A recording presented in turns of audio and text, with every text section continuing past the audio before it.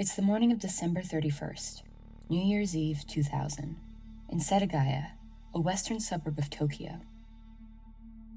While Setagaya was one of the largest districts in the city, in December of 2000, it was more like a ghost town than a bustling community.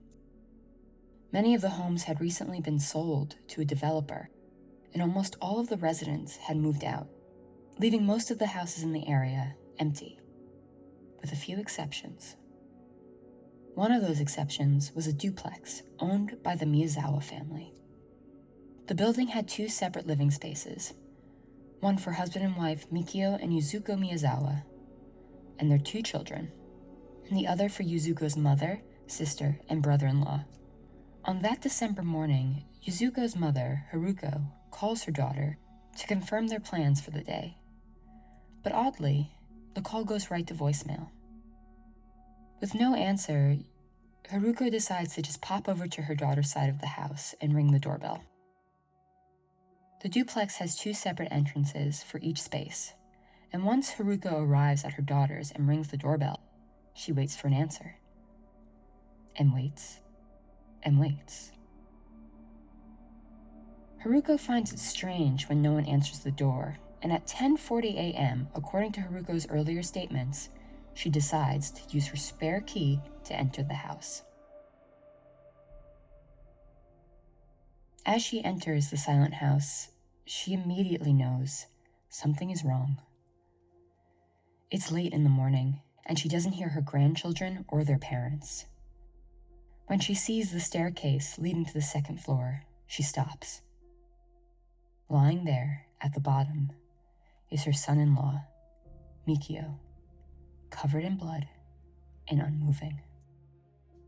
When Haruko feels that Mikio's body is cold, she runs up the stairs to find her daughter and her two grandchildren. At the top of the stairs, she finds a heartbreaking sight. Her daughter, Yuzuko, and her 8-year-old granddaughter, Nina, were lying together, dead and covered with vicious stab wounds. When Haruko finds her grandson, 6-year-old Rei, she almost feels relief, because at first glance, it looks like he's sleeping peacefully in his bed. But as she gets closer, she realizes that he too is dead, strangled in his sleep. When the police arrive to the Miyazawa home, they are faced with one of the strangest and most confounding crime scenes ever seen in Japanese history. This is the Setagaya Family Murders.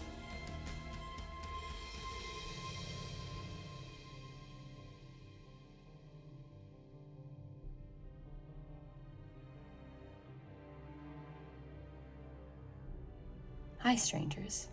This is your host, Alexa Morrissey, and today's story is one that's haunted me for years. It's one of the most bizarre home invasions I've ever read about, and the mystery surrounding the case will have your head spinning. So pay attention, because there are a lot of questions surrounding this case, and someone, somewhere, knows the answers. Lock your doors and listen closely. This is Stranger in the House.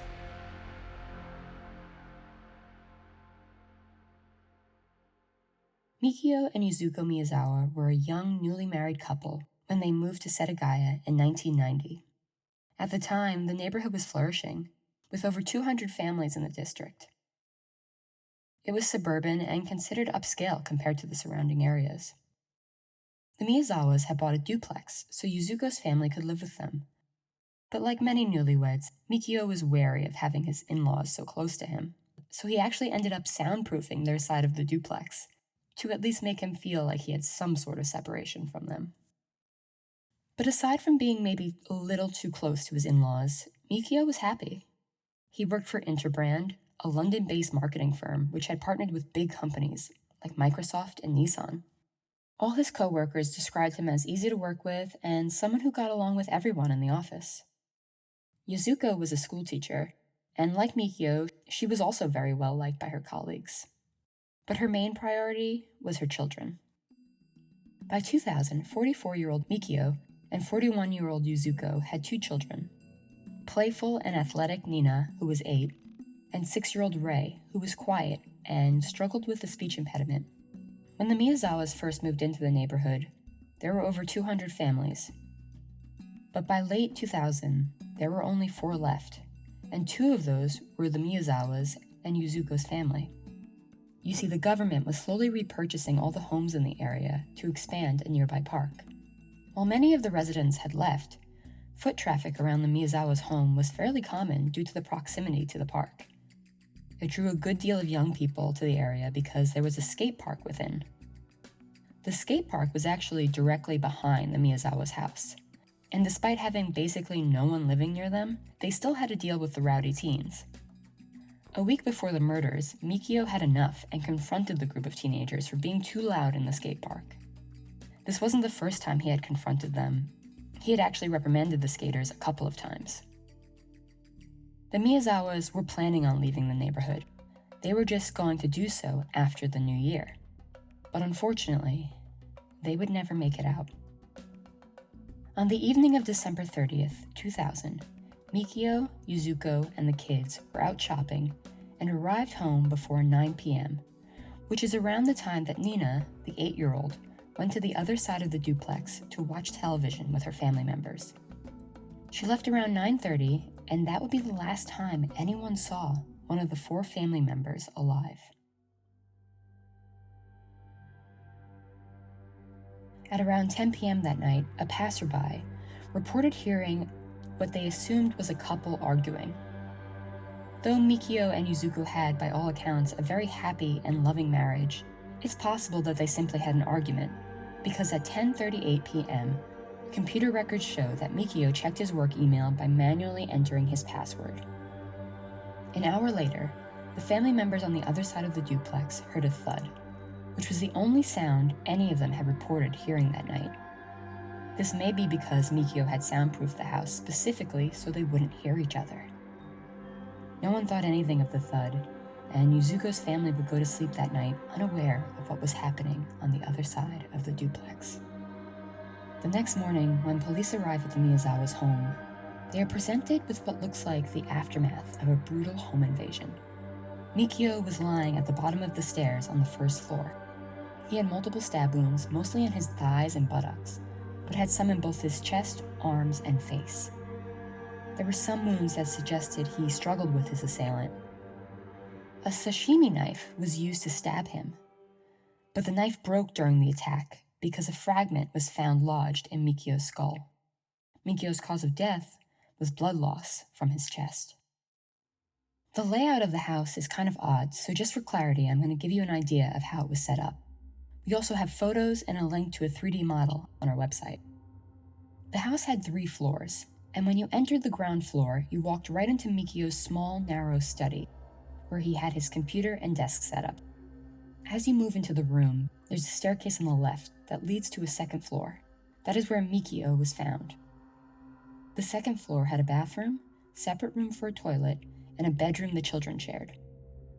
On this floor, there is a trapdoor on the ceiling. When you pulled the door open, a ladder folds down, and you can climb up to a loft area.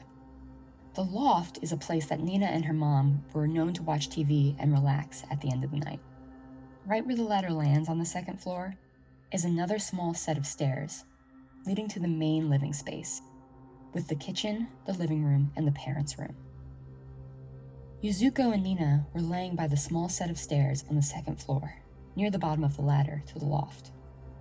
Both had been stabbed dozens of times, primarily in the face and the neck area. There were traces of blood on the loft futon, which suggests that they were up there at some point during the attack. It appears that Nina was the last to die, and her cause of death was a cervical spinal cord injury caused by a backstab wound. She was also missing her first and third tooth, which suggests she had been beaten as well.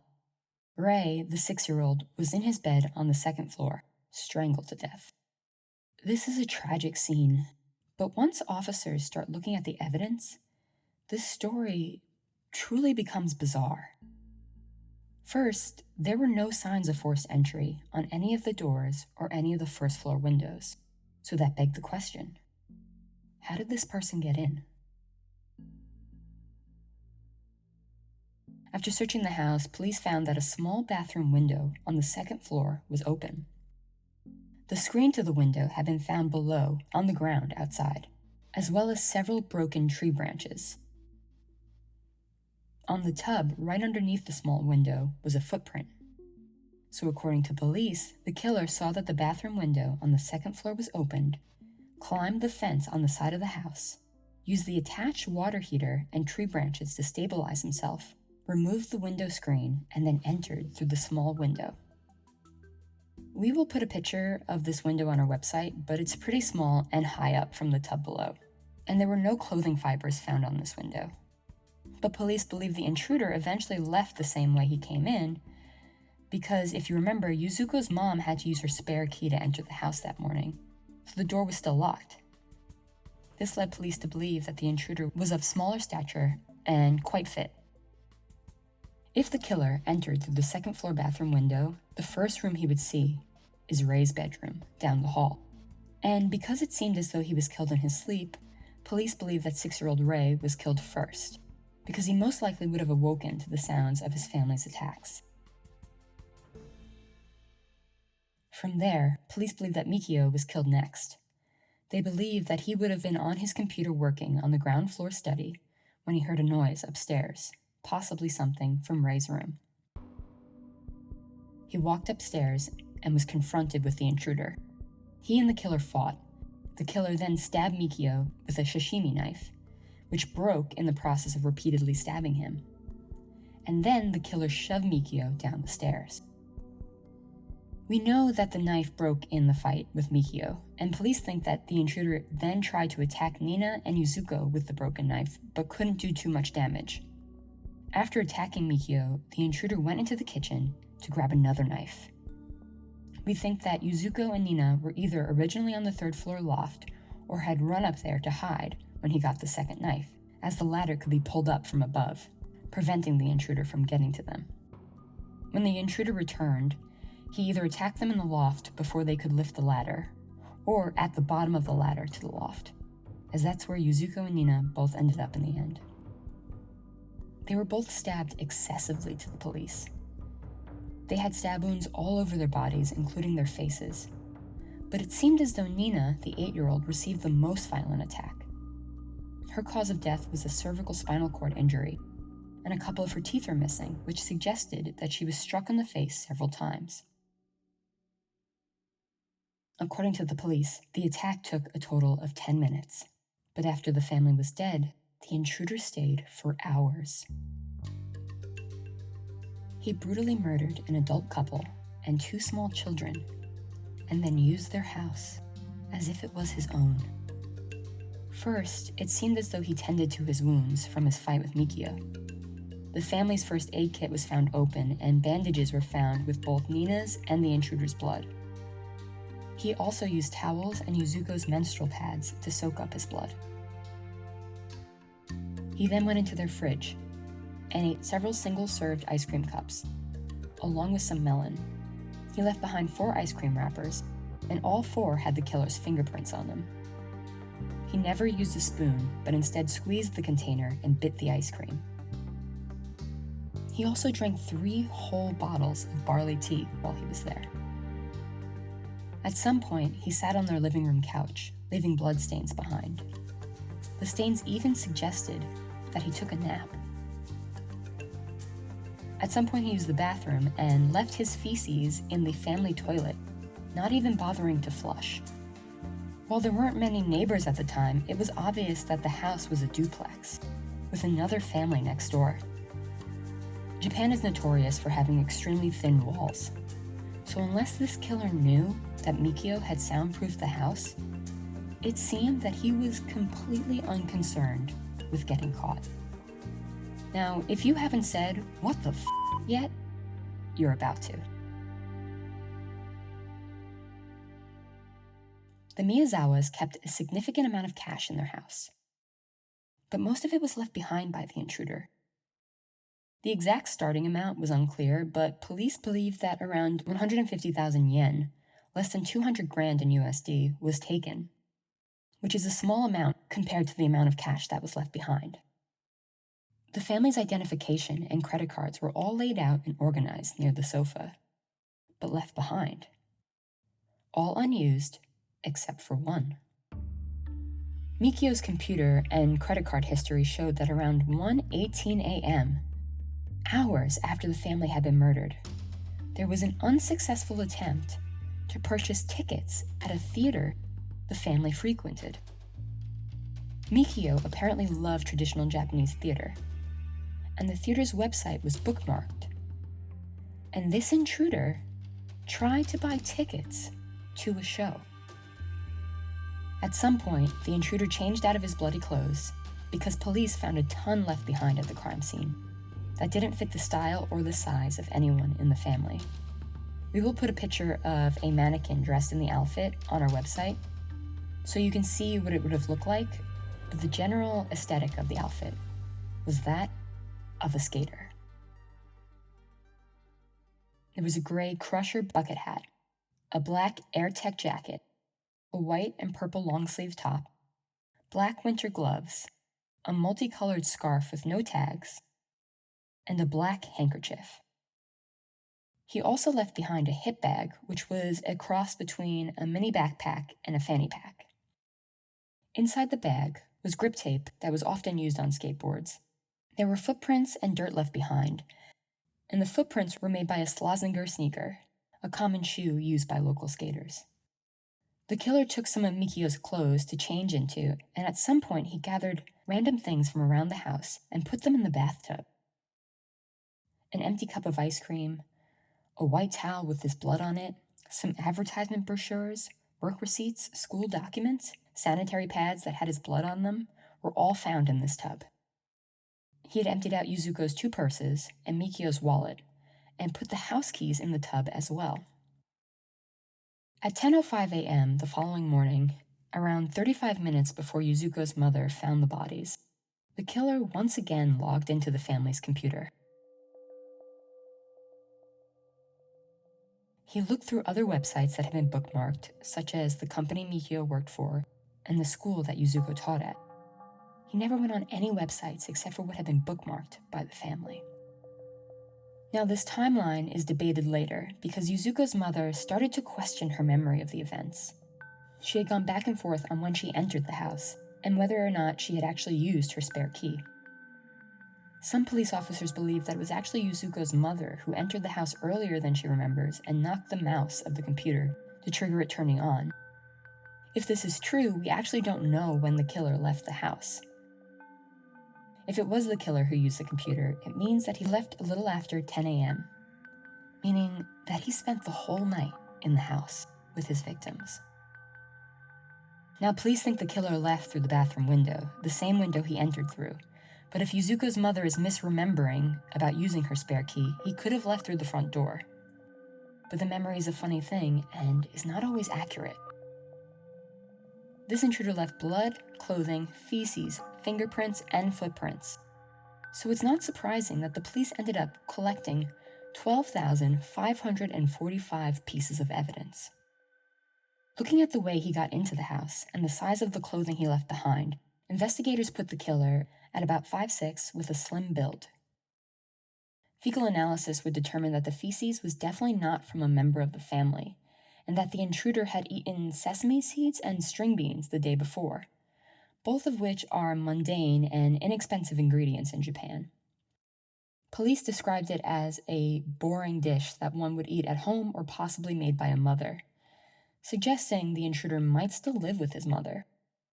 Blood analysis showed that he was male, had type A blood, and was of mixed race. His mother was of European descent, either from a southern European country near the Mediterranean or the Adriatic Sea, and his father was from South Asia. Haplogroup OM122 was found in his Y chromosome, which is only found in East Asian people. 1 out of 4 Koreans, 1 out of 10 Chinese, and 1 out of 13 Japanese. Based on the footprints he left behind, police found that he was wearing a Slazenger sneaker, which was available all over Japan. However, the specific shoe size he wore was not one that could be found in Japan. It could only be found in South Korea. The intruder left behind a handkerchief, and police found it odd that it had been ironed, which some internet sleuths say points again to him maybe living with his mother. Analysis from the clothing revealed that they had been recently washed, and the water used was not from Japan. Japan uses a soft water system. The water contains light sodium, but no minerals and vitamins, giving the water a softer feel. Hard water systems have minerals and vitamins in it, and these clothes were found to have been washed in a hard water system, meaning that the clothes could not have been most recently washed in a washing machine in Japan.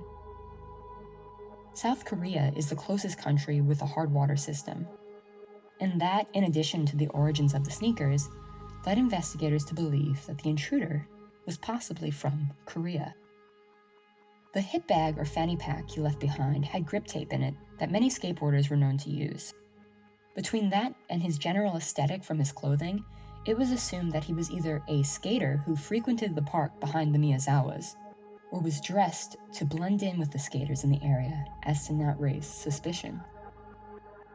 Inside the hip bag, they also found trace amounts of sand, and in a huge twist, they tracked the sand to the southwest United States from an area around Edwards Air Force Base, a military base 100 miles north of Los Angeles.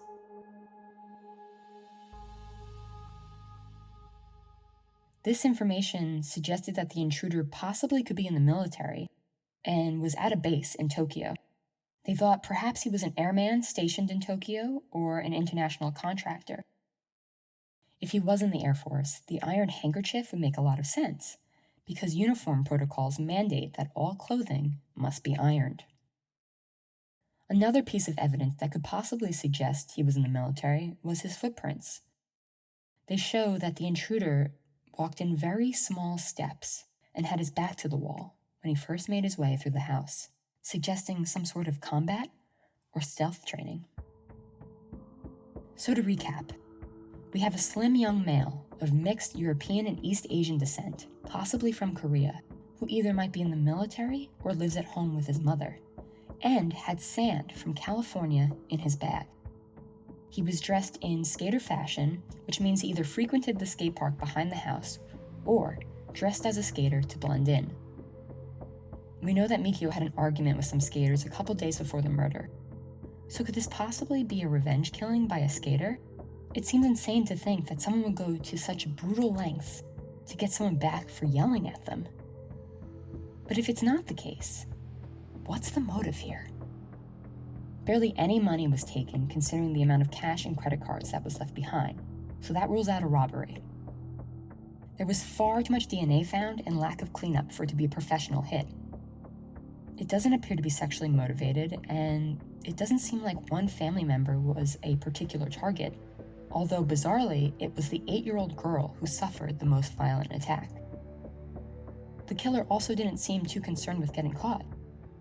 Aside from hanging around the house for hours, the killer was so comfortable and unconcerned that he took a nap on their couch. In addition, this crime took place in 2000, so DNA was commonly used by police at this point, and yet the killer took no measures to clean his up. He brought gloves, but didn't wear them. It's almost as if he left DNA on purpose, considering everything that was found. With the type of clothes and DNA left behind, it seems like the killer was a skater from the park behind the house, a reckless youth.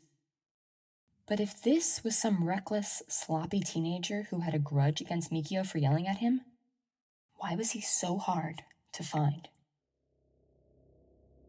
The police were able to trace the sashimi knife back to its purchase at a nearby grocery store in a shopping district the day before, though it did not prove any actionable leads.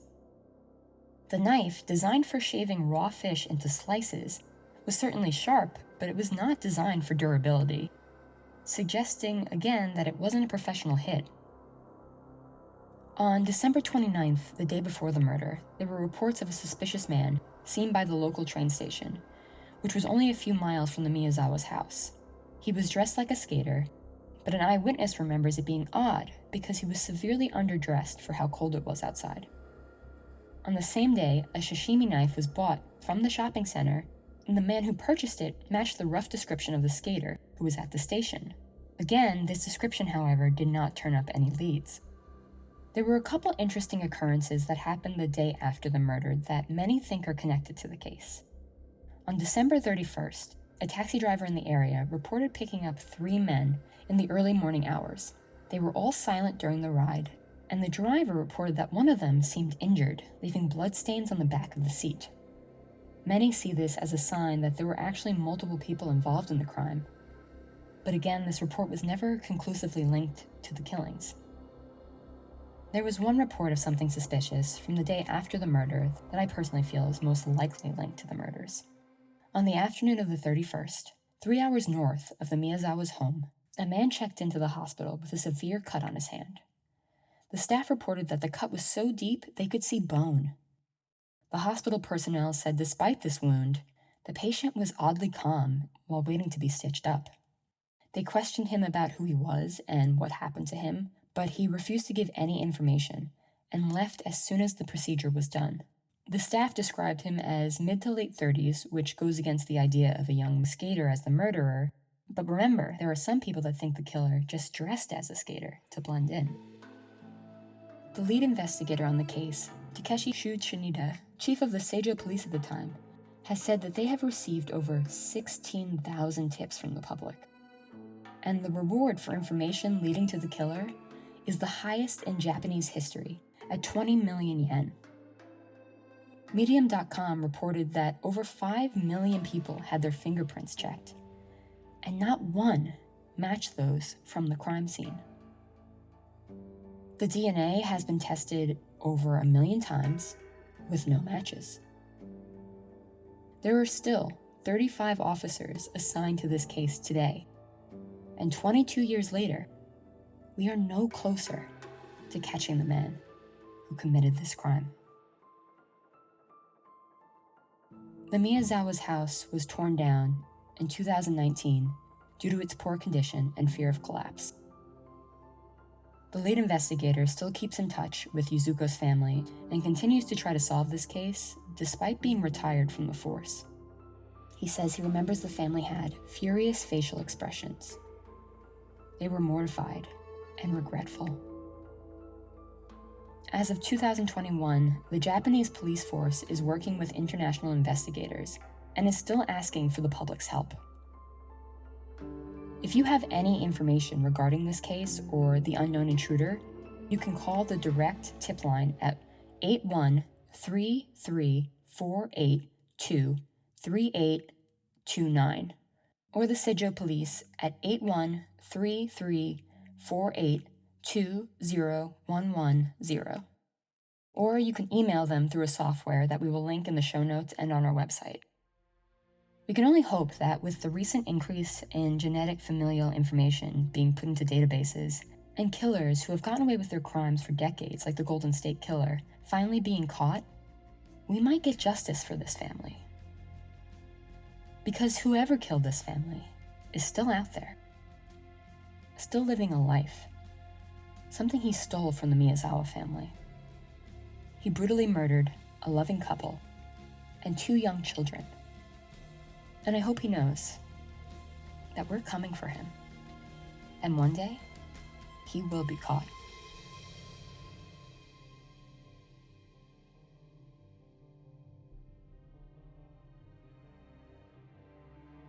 This episode was written by Alexa Morrissey, researched by Victoria Cox, produced by Michael Morrissey, John Scassia, and Heidi Schurman. Stranger in the House is a Boy Wonder production. All our sources for this episode will be linked in the bio and on our website, strangerinthehouse.com.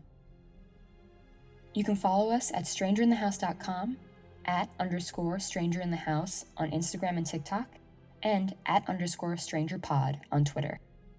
Stay safe, and thanks for listening.